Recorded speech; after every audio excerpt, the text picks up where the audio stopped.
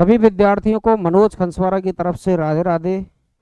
मैं आप सभी विद्यार्थियों का आपके एवं अपने YouTube चैनल पर फिर एक बार सभी का स्वागत करता हूं और आपसे आशा करता हूं, आपसे निवेदन करता हूं, आप मेरे YouTube चैनल को जितना आप प्यार दे रहे हो इतना आगे देते रहेंगे। आज मैं सेम सेम सीरीज का जो भाग है वो भाग में 5 आपको YouTube पर दे चुका था। छठवां भाग सेम सेम सीरीज का अब यहाँ आ रहा है।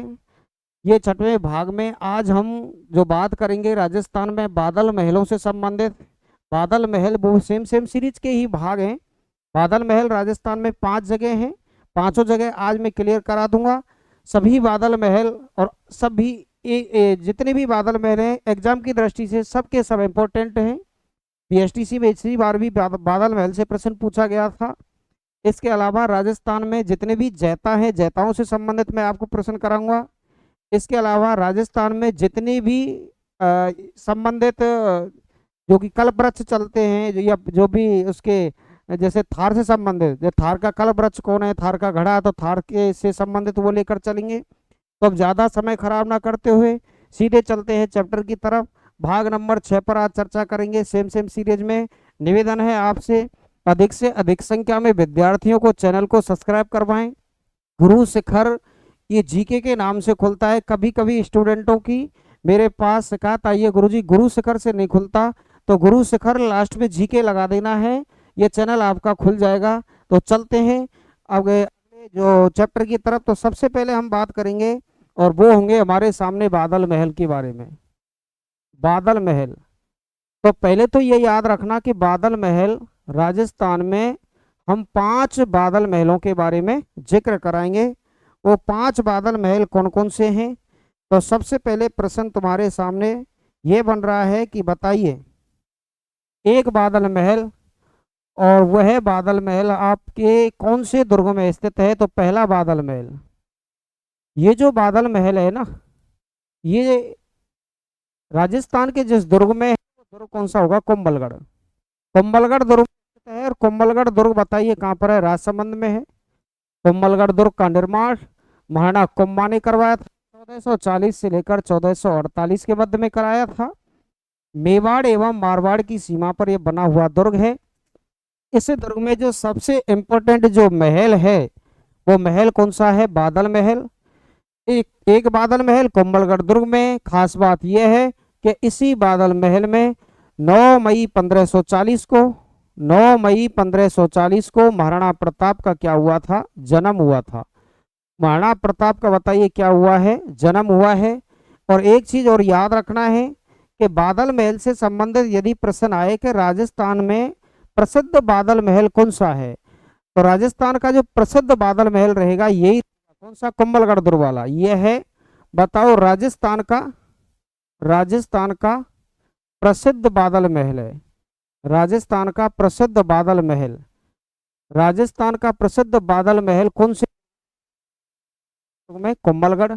यदि आपसे पूछा जाए कि राजस्थान का सबसे ऊंचा बादल महल कौन से दुर्ग में है, तो सोनारगढ़। राजस्थान का सबसे कलात्मक जो बादल महल है तो बताओ वो कौन से दुर्ग में रहेगा? तो वो रहेगा नागौर के दुर्ग में। ये सब प्रश्न एक बादल महल से संबंधित हैं, सब अलग अलग हैं। दोबारा से देखें, राजस्थान का प्रसिद्ध बादल महल तो कुंभलगढ़ दुर्ग में। राजस्थान का सबसे ऊंचा बादल महल तो सोनारगढ़ दुर्ग में।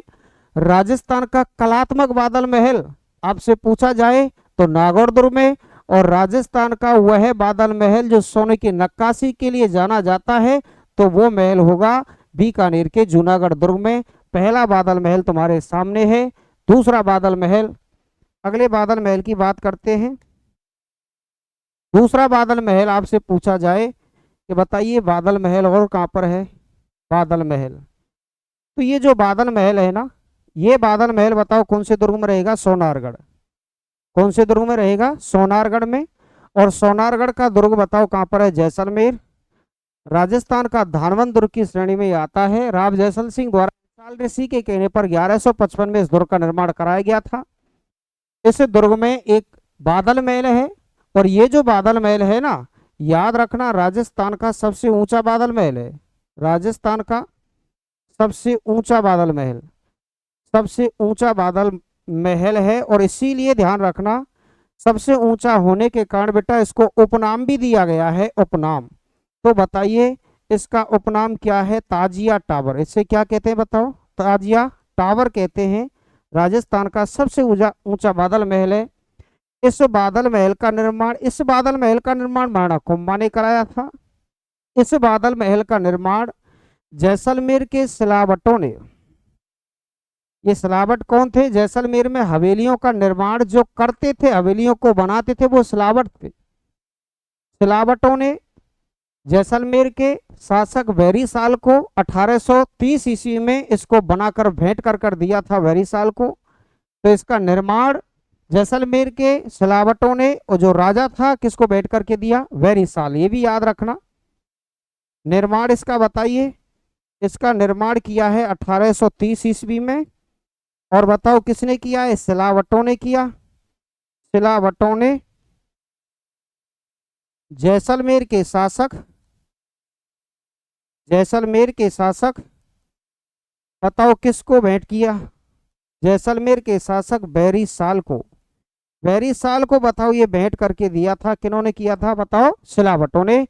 दो बादल महल आपके सामने हैं। तीसरे बादल महल की बात करें तो बताइए तीसरा जो बादल महल आएगा, और वो बादल महल है जूनागढ़ दुर्ग। बादल महल, और ये जो बादल महल है बताओ कौन से दुर्ग में रहेगा? जूनागढ़। और जूनागढ़ का जो किला है वो राजस्थान के कौन से स्थान पर है? तो बीकानेर। बीकानेर में एक स्थान है राती घाटी, और राती घाटी स्थान पर बना होने का राती घाटी की चट्टान पर भी बना हुआ है, इसलिए इसे ध्यान रखना राती घाटी का भी किला कहा जाता है। इसी दुर्ग को जमीन का जेवर भी कहा जाता है।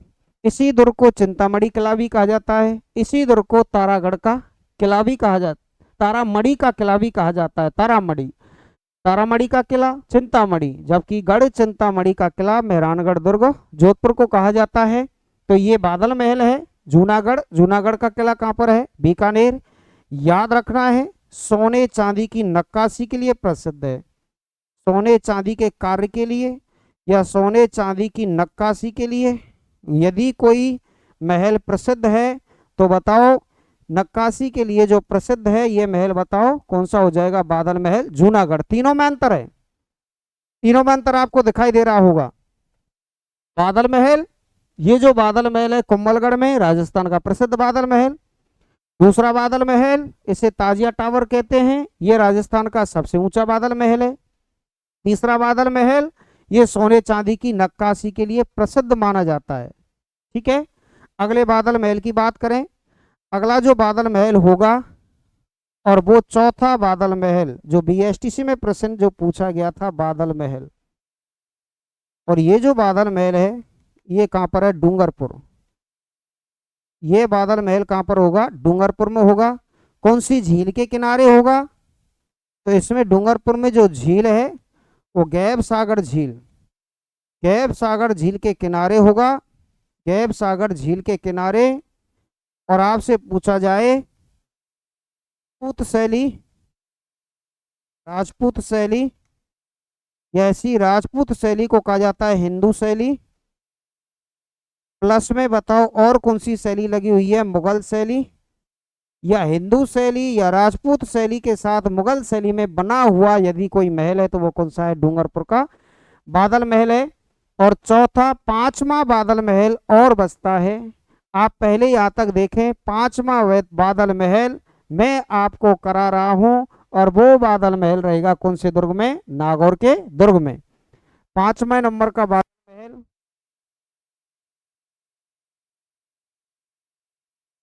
एक बार लिखें, इसको स्क्रीनशॉट लें।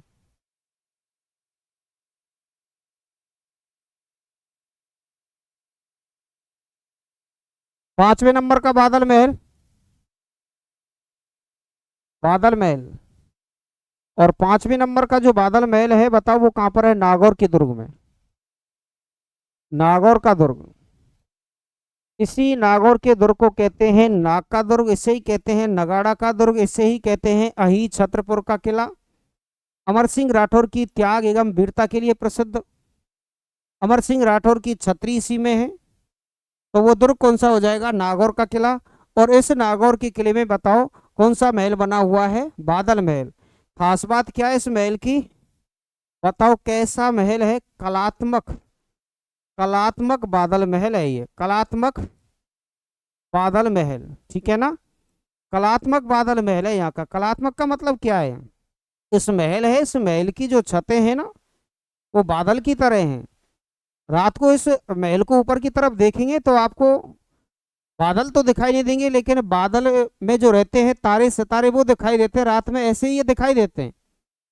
ऐसा लगता है कि इसके ऊपर कोई छत ही नहीं है, बादल है, तारे दिखाई देते हैं। बारिश यदि उसी समय पर बारिश आ जाए तो ऐसा लगता है हम भीगेंगे, लेकिन ऐसा होता नहीं है, क्योंकि उसमें शीशों से जड़ा हुआ ऐसी शानदार नक्काशी की है ताकि उसमें बादल जैसा दृश्य दिखाई देता है। तो इसलिए ये कलात्मक है, जादू सा लगता है।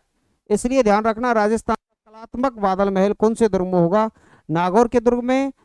और इसके अलावा बादल महल आपके खत्म होते हैं। फिर हम लेकर चलते हैं, बताओ किससे संबंधित? जैताओं से संबंधित। पहला प्रश्न आपसे पूछा जाए कि एक जैता, तीन जैता मैं आपको करा रहा हूं। जैता नंबर 1, जैता दूसरा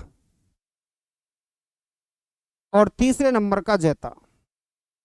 तो राजस्थान में आपको तीन जैता याद रखने हैं। तीन जैता वो कौन कौन से? पहला जैता आप देखेंगे, देखो ये जो जैता है ना, बीकानेर के दुर्ग में एक प्रशस्ति लग रही है और उस प्रशस्ति का नाम है राय प्रशस्ति। राय प्रशस्ति का जो प्रशस्तिकार है, प्रशस्तिकार, राय प्रशस्ति का जो प्रशस्तिकार है उसका नाम क्या है बताओ? उसका नाम है जैता। ये राय प्रशस्ति कौन से दुर्ग पर लगी हुई है? तो वो दुर्ग कौन सा हो जाएगा बताओ? जूनागढ़। और इस जूनागढ़ दुर्ग का मुख्य प्रवेश द्वार है सूरजपोल, और उसी सूरजपोल के मुख्य प्रवेश द्वार पर जयमल एवं पत्ता की क्या लगी हुई है? मूर्तियां लगी हुई हैं। और उसी में दरवाजे पर वहीं पर एक राय सिंह ने, क्योंकि इस दुर्ग का निर्माण राय सिंह ने कराया, तो राय सिंह ने एक प्रशस्ति लगवाई, राय प्रशस्ति। और ये राय प्रशस्ति पर जो लिखने का कार्य किया वो प्रशस्तिकार, उसका नाम क्या था? जैता। इसे जैन मुनि जाता भी कहते हैं, जैन मुनि जायता या जैता। इसके अलावा ये भी याद रखना, इसे जैन मुनि, जैन मुनि क्या कहते हैं बताओ? जायता। इसका दूसरा नाम और मिलता है जैन मुनि जाता, या फिर डायरेक्ट कहते हैं जैता, राय प्रशस्ति के प्रशस्तिकार का नाम। जैता नंबर दूसरा, त्रिसमेल का युद्ध होता है, किससे होता है बताओ? मालदेव से। 1544 ईस्वी में होता है, जिसे जैताड़ का युद्ध भी कहते हैं। युद्ध शेरशाह सूरी से होता है।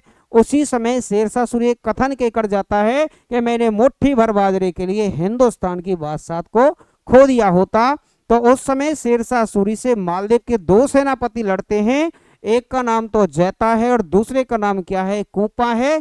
तो ये जो सेनापति बड़ा प्रसिद्ध है, तो मालदेव का सेनापति भी बताओ कौन है? उसका भी नाम क्या है बताओ? जैता। ठीक है ना? दो जैता क्लियर। जैता नंबर तीसरा, तीसरा जैता आपको याद रखना है, सारंगपुर के युद्ध हुआ सारंगपुर का 1437 ईस्वी में। महाराणा कुंभा से लड़ाई होती है मालवा के शासक महमूद खिलजी फर्स्ट से, और उस समय याद रखना इस युद्ध को महाराणा कुंभा जीत जाते हैं। और जीत की खुशी में 1440 से लेकर 48 तक चित्तौड़गढ़ दुर्ग में 9 मंजिला एक शानदार इमारत का निर्माण कराते हैं, जिसका नाम है विजय स्तंभ। और विजय स्तंभ का जो वास्तुकार था, तो उन वास्तुकारों में जैता, नापा, पोमा, पूजा। तो बताइए विजय स्तंभ का वास्तुकार भी कौन था? जैता। एक जैता है, बताइए वो कौन है? विजय स्तंभ का वास्तुकार। विजय स्तंभ का वास्तुकार कौन है बताओ? जैता। और विजय स्तंभ बताओ कौन से दुर्ग में है? चित्तौड़गढ़। और या की 9 मंजिल तक बताओ क्या लगी हुई है? मूर्तियां। इसीलिए इसको मूर्तियों का भी क्या कहा जाता है? अजायबघर कहा जाता है। लें फटाफट स्क्रीनशॉट, फिर आगे और लेकर चलते हैं।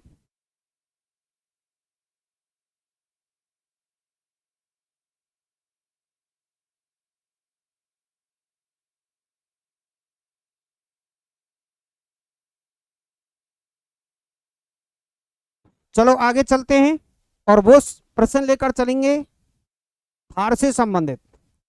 थार से संबंधित कई प्रश्न बनते हैं। सबसे पहले तुम्हारे सामने प्रश्न बनता है कि थार का कल्प वृक्ष किसे कहते हैं? और सब जानते हैं। जिसने कंपटीशन की तैयारी की और वो इस प्रश्न को नहीं जानता तो इसका मतलब यह है उसने कंपटीशन की तैयारी की नहीं। थार का कलवृक्ष किसे कहा जाता है? और बताओ वो थार का कलवृक्ष कौन से वृक्ष को कहा जाता है? तो बताइए। और वह है बिश्नोई संप्रदा का पवित्र वृक्ष। और उस वृक्ष का नाम क्या है बताओ? खेजड़ी। इस खेजड़ी के वृक्ष को बताओ थार का क्या कहा जाता है? कल्प वृक्ष कहा जाता है। बिश्नोई संप्रदा में दो चीजें बड़ी पवित्र मानी जाती हैं, एक तो ये वृक्ष और दूसरा है हिरण। ये दोनों के दोनों बड़े पवित्र माने जाते हैं। अगला दूसरा प्रश्न और लेकर चलते हैं, वह है थार का घड़ा। अगला प्रश्न, थार का घड़ा किसे कहते हैं? थार का घड़ा। और बताओ कौन सा नलकूप है? चांदन नलकूप। चांदन नलकूप। चांदन नलकूप को बताइए थार का क्या कहा जाता है? घड़ा कहा जाता है। और चांदन नलकूप बताइए कहां पर है? जैसलमेर में है। इसे थार का क्या कहते हैं? घड़ा। ठीक है ना। बड़े सिंपल सिंपल से प्रश्न हैं और ये प्रश्न हमेशा आते रहते हैं। सिंपल से तैयारी हम करते हैं लेकिन हमेशा याद रखना कि प्रश्न ऐसा टफ नहीं आता, लेकिन हम तैयारी नहीं कर पाते हैं, कंफ्यूज होते हैं। अगला प्रश्न बात करते हैं, थार का सागवान किसे कहते हैं? थार का सागवान। और बताइए थार का जो सागवान होगा वो कौन से वृक्ष को कहा जाएगा? आपको मैं टाइम दे रहा हूं, आप बताइए, सोचकर बताइए थार का सागवान किसे कहते हैं। आंसर आना चाहिए। नहीं आया, अभी तक नहीं आया, बताइए। तो राइट आंसर बताओ कौन सा होगा? रोहिड़ा। बताओ कौन सा हो जाएगा? रोहिड़ा। ठीक है ना। अगली बात करते हैं, थार का चीता। अगला बताओ थार का चीता किसे कहते हैं? थार का चीता। बताओ थार का चीता कौन हो जाएगा? तो थार का चीता जो हो जाएगा, बड़ा सिंपल प्रश्न है, गोडावड़। कौन हो जाएगा बताइए? गोडावड़। थार का जो चीता होगा उसे बताइए कौन होगा? गोडावड़ पक्षी होगा। और यही हमारे राजस्थान का राज्य पक्षी भी है। ये हमारे राजस्थान का याद रखना है, इसको क्या कहेंगे? थार का चीता। अगली बात करते हैं, थार की लता। 5वें नंबर पर आती है थार की लता। और बताओ थार की लता कौन है? थार की लता कहा जाता है रुक्मा देवी को। बताओ किसको कहा जाता है? रुक्मा देवी। इनको थार की लता कहा जाता है। हम समझ नहीं पाए रुक्मा देवी है कौन सर? ये जैसलमेर की निवासी हैं। और मुस्लिम में एक जाति, जैसलमेर में दो जाति पाई जाती है जो गाने बजाने वाले संगीत को अपना रोजगार बनाकर रखती हैं। एक जाति है लंगा और दूसरी जाति है मांगड़ियार। ये लोक गायन के लिए प्रसिद्ध थी। ये निवासी जैसलमेर की हैं, जैसलमेर की। और बताइए किसके लिए प्रसिद्ध थी? लोक गायन। और लोक गायन के लिए ये प्रसिद्ध हुई, इसलिए बताओ इनको क्या कहा जाता है? इनको कहा जाता है थार की लता कहा जाता है। और लास्ट थार से संबंधित एक प्रश्न बनता है, थार का लाल। थार का लाल कौन है बताइए? और थार का लाल होगा कौन? स्वरूप खां। थार का लाल किसे कहा जाएगा? स्वरूप खां। ये भी एक प्रसिद्ध गायक है। एक बार स्क्रीनशॉट लेते हैं और फिर अगला और प्रश्न लेकर।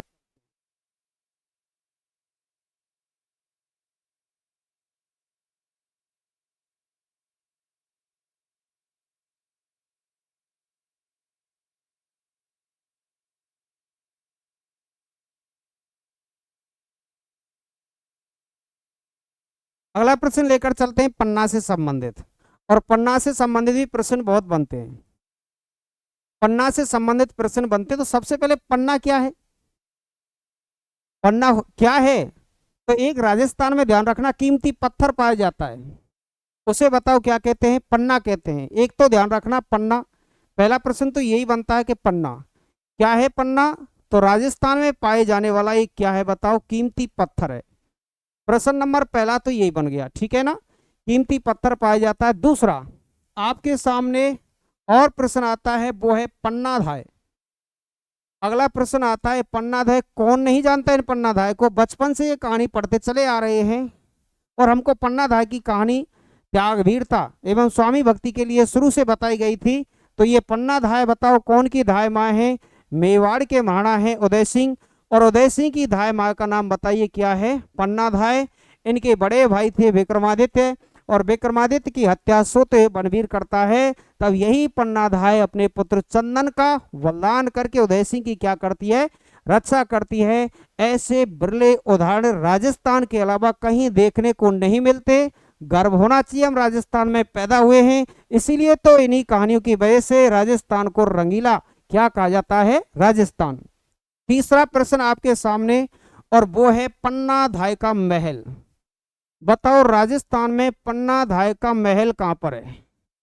राजस्थान में पन्नाधाय का महल बताओ कौन से दुर्ग में? कंफ्यूज मत होना, चित्तौड़गढ़ मत करके आना।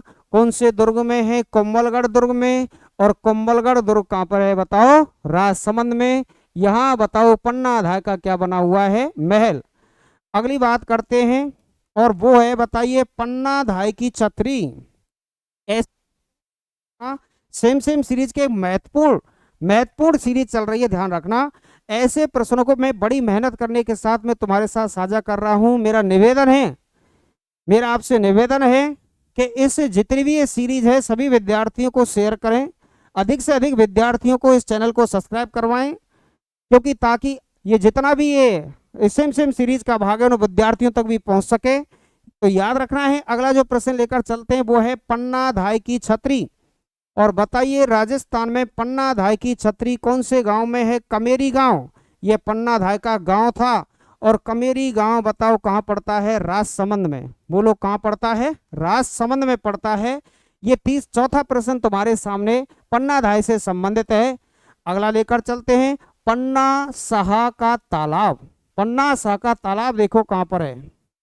पन्ना साहा का तालाब, पन्ना साहा का तालाब, पन्ना साहा का तालाब है खेतड़ी। पहले झुंझुनू में पड़ता था, नीम के थाना में आता है। नीम के थाना, नीम का थाना, नीम का थाना। और ये पहले झुंझुनू में पड़ता था। और यहाँ बताइए क्या बना हुआ है? पन्ना साहा का तालाब। और 6वें नंबर पर आपको प्रश्न आता है, बताइए पन्ना मीणा की बावड़ी। पन्ना मीणा की बावड़ी बताइए राजस्थान में कहां पर है? मीणा की बात आती है तो या तो जयपुर होना चाहिए या दौसा होना चाहिए, याद रखना। तो बताइए ये कहाँ होगी? जयपुर में होगी। और जयपुर में कहाँ होगी बताओ? तो वो कहाँ होगी बताओ? आमेर। तो बताओ ये बावड़ी कहाँ पर है? आमेर। और आमेर बताओ कहाँ पर है? जयपुर। ठीक है ना। एक प्रश्न 7वें नंबर का और प्रश्न आपके सामने बनता है, और वो आपसे पूछा जाए कि बताइए कि पन्ना नगरी किसे कहा जाता है? तो राजस्थान में पन्ना नगरी, पन्ना नगरी ये जितने भी आभूषण हैं, आभूषण का कीमती पत्थर है, प्रयोग आभूषण में किया जाता है। और आभूषण से संबंधित जितने भी हस्तकला की बात आती है तो वो जयपुर के अलावा कहीं नहीं चलता। ये मीनाकारी का काम आता है। मीनाकारी भी जयपुर की प्रसिद्ध है। और राजस्थान की हस्तकला की आत्मा भी मीनाकारी को ही कहा जाता है, क्योंकि राज्य सरकार को सबसे ज्यादा आय जिस हस्तकला से होती है वो मीनाकारी है। तो याद रखना, पन्ना नगरी किसे कहा जाता है? जयपुर को कहा जाता है। एक बार लें स्क्रीनशॉट।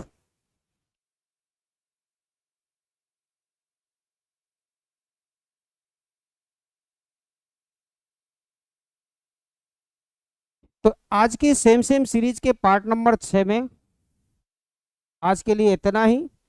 मैं आपके सामने फिर हाजिर होऊंगा अगले पार्ट में। जितने भी सेम सेम सीरीज के प्रश्न जब तक राजस्थान जीके के ये खत्म नहीं हो जाएंगे तब तक ये सीरीज ही चलेगी। बहुत जल्दी मैं कोशिश कर रहा हूँ, जल्दी से जल्दी आपके सामने लाइव आने वाला हूँ। तो अधिक से अधिक इस विद्यार्थियों को इस चैनल को सब्सक्राइब करवाएं, अधिक से अधिक शेयर करवाएं। फिर हाजिर होऊंगा। सभी विद्यार्थियों को मैं आपसे फिर निवेदन करता हूं, अधिक से अधिक विद्यार्थियों के चैनल को सब्सक्राइब करवाना है। मिलते हैं अगली वीडियो में, तब तक के लिए आपका दिन शुभ हो, मंगलमय हो। सभी को राधे राधे।